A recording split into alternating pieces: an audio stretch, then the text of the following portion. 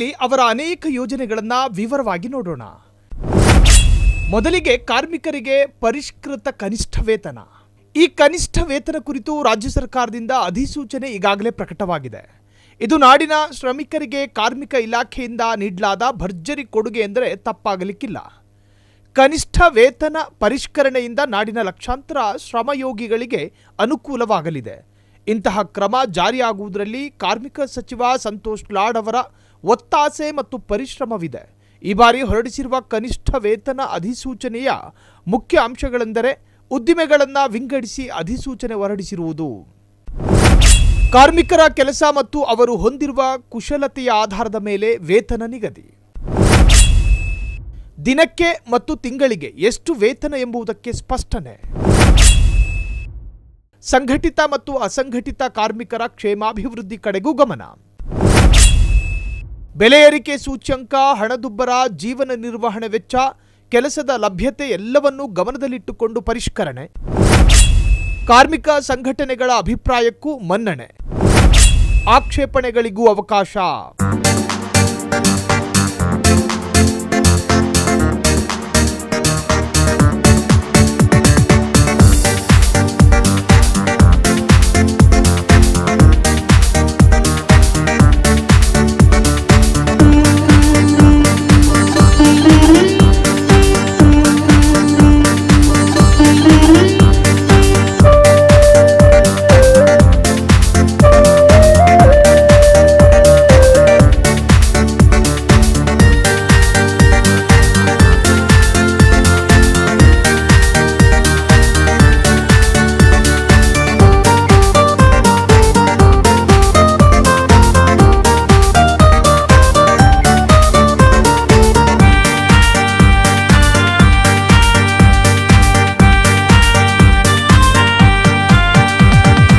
ಕರ್ನಾಟಕ ಕಡ್ಡಾಯ ಉಪಧನ ಗ್ರ್ಯಾಚ್ಯುಟಿ ಕಾಯ್ದೆ ಇದು ಕಾರ್ಮಿಕ ಇಲಾಖೆಯ ಮತ್ತೊಂದು ಕ್ರಾಂತಿಕಾರಕ ಕ್ರಮ.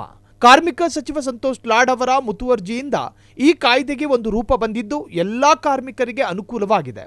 ಈ ಕಾಯ್ದೆಯ ಹಲವು ಅಂಶಗಳಿದ್ದು ಉಪಧನಕ್ಕೆ ಅರ್ಹರಾದ ಎಲ್ಲರೂ ಅದನ್ನು ಪಡೆಯಬೇಕು ಎಂಬುದು ಮುಖ್ಯವಾಗಿದೆ.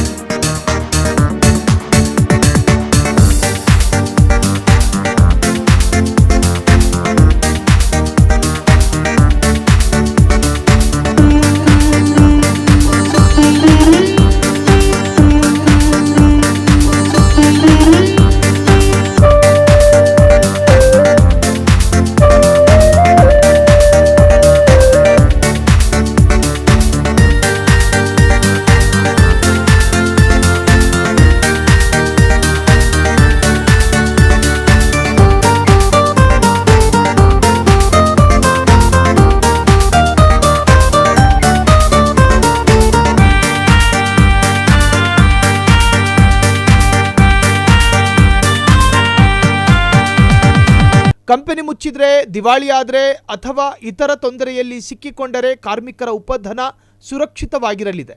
ಸಾಕಷ್ಟು ಸಂಸ್ಥೆಗಳು, ಕಾರ್ಖಾನೆಗಳು, ಉದ್ಯಮಗಳು ನಾನಾ ಕಾರಣದಿಂದ ಮುಚ್ಚಿದ್ರೆ ಅಲ್ಲಿನ ಉದ್ಯೋಗಿಗಳ ಉಪಧನಕ್ಕೆ ಯಾವುದೇ ತೊಂದರೆಯಾಗದು. ಉಪಧನ ನಿಧಿಯ ಭದ್ರತೆ ಇರುವ ಕಾರಣ ನಿಯಂತ್ರಣ ಪ್ರಾಧಿಕಾರದ ಮುಂದೆ ಪ್ರಕರಣಗಳು ಇತ್ತೀಚೆಗೆ ಕಡಿಮೆಯಾಗಿರುವುದು ಈ ಕಾಯ್ದೆಯಿಂದ ಆಗಿರುವ ಮತ್ತೊಂದು ಪ್ರಮುಖ ಲಾಭವಾಗಿದೆ. ಹೊರಗುತ್ತಿಗೆ ಕಾರ್ಮಿಕರ ನೇಮಕಕ್ಕೆ ಸಮಿತಿ ರಚನೆ ಅರ್ಥಾತ್ ಬೀದರ್ ಮಾದರಿ. ನಮ್ಮ ಆರ್ಥಿಕತೆಯಲ್ಲಿ ಸಾಕಷ್ಟು ಕಾರ್ಮಿಕರು ಹೊರಗುತ್ತಿಗೆಯಲ್ಲಿಯೇ ಕೆಲಸ ಮಾಡುತ್ತಾರೆ. ಇವರಿಗೂ ಈಗ ಒಂದಷ್ಟು ನೆಮ್ಮದಿಯನ್ನ ಕಾರ್ಮಿಕ ಇಲಾಖೆ ನೀಡಿದೆ. ಹೊರಗುತ್ತಿಗೆ ಕಾರ್ಮಿಕರು ಹಲವಾರು ತೊಂದರೆಯಲ್ಲಿ ಸಿಲುಕಿದ್ದರೂ ಹೊರಗುತ್ತಿಗೆಯವರು ಎಂಬ ಒಂದೇ ಕಾರಣಕ್ಕೆ ಉದ್ಯೋಗದಾತರು ಅವರಿಗೆ ತೊಂದರೆ ನೀಡುತ್ತಿದ್ದರು. ಈ ಎಲ್ಲದಕ್ಕೂ ಫುಲ್ ಸ್ಟಾಪ್ ಇಡುವ ಸಮಯ ಬಂದಿದೆ. ಮಾನ್ಯ ಕಾರ್ಮಿಕ ಸಚಿವ ಸಂತೋಷ್ ಲಾಡ್ ಅವರ ಕಾಳಜಿಯಿಂದಾಗಿ ಹೊರಗುತ್ತಿಗೆ ಕಾರ್ಮಿಕರ ನೇಮಕಕ್ಕೆ ಸಮಿತಿ ರಚನೆಯಾಗಿದೆ. ಇದನ್ನು ಬೀದರ್ನಲ್ಲಿ ಪ್ರಾಯೋಗಿಕವಾಗಿ ಅನುಷ್ಠಾನ ಮಾಡಿದ್ದರಿಂದ ಬೀದರ್ ಮಾದರಿ ಎಂದು ಕರೆಯಲಾಗುತ್ತದೆ.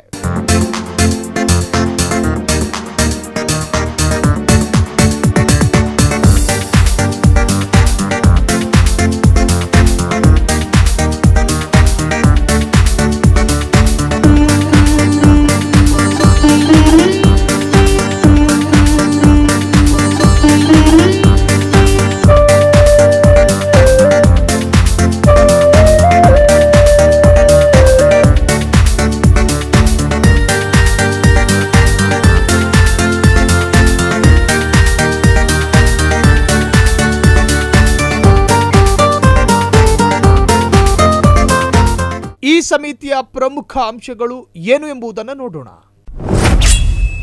ಪ್ರತಿ ಜಿಲ್ಲೆಯಲ್ಲಿ ಹೊರಗುತ್ತಿಗೆ ಕಾರ್ಮಿಕರ ಸೇವೆ ಒದಗಿಸುವ ಸಮಿತಿ ರಚನೆ. ಇದರ ಮೂಲಕವೇ ಕಾರ್ಮಿಕರ ಸೇವೆ ಒದಗಿಸಲಾಗುವುದು. ರಾಜ್ಯದ ಎಲ್ಲಾ ಜಿಲ್ಲೆಗಳಿಗೂ ವಿಸ್ತರಿಸುವ ಮಹತ್ವದ ಉದ್ದೇಶವನ್ನ ಇಲಾಖೆ ಇಟ್ಟುಕೊಂಡಿದೆ. ಮೈಸೂರು, ಧಾರವಾಡ ಮತ್ತು ತುಮಕೂರು ಜಿಲ್ಲೆಗಳಲ್ಲಿ ಅನುಷ್ಠಾನಕ್ಕೆ ತರಲು ಯೋಜನೆ ರೂಪಿಸಲಾಗಿದೆ. ಉದ್ಯೋಗಾರ್ಹತೆ ಹೆಚ್ಚಿಸಲು ತರಬೇತಿ ಕಾರ್ಮಿಕ ಇಲಾಖೆ ಜಾರಿ ಮಾಡುತ್ತಿರುವ ಮತ್ತೊಂದು ಮಹತ್ವದ ಕ್ರಮಗಳಲ್ಲಿ ಇದು ಕೂಡ ಒಂದು. ಎಷ್ಟೋ ಅಭ್ಯರ್ಥಿಗಳು ಶಿಕ್ಷಣ ಪಡೆದಿರುತ್ತಾರೆ, ಆದರೆ ಅವರಿಗೆ ಸರಿಯಾದ ಕೆಲಸ ಸಿಗೋದಿಲ್ಲ. ಕಾರಣ ಅವರಿಗೆ ವಿದ್ಯಾರ್ಹತೆಯ ಸರಿಯಾದ ಕೌಶಲ ತರಬೇತಿ ಇಲ್ಲದಿರುವುದು. ಇದನ್ನು ತಿಳಿದ ಕಾರ್ಮಿಕ ಇಲಾಖೆ ಈಗ ಆ ಕೊರತೆಯನ್ನು ನೀಗಿಸಲು ಆನ್ ಜಾಬ್ ಟ್ರೈನಿಂಗಿಗೆ ಅವಕಾಶ ನೀಡುತ್ತಿದೆ.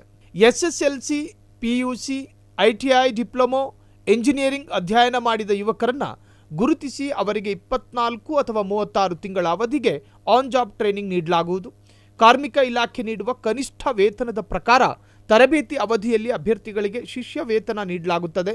ತರಬೇತಿ ಮುಗಿದ ನಂತರ ತರಬೇತಿ ಪಡೆದ ಅಭ್ಯರ್ಥಿಗಳಿಗೆ ಅನುಭವ ಪ್ರಮಾಣ ಪತ್ರವನ್ನು ಒದಗಿಸಲಾಗುವುದು.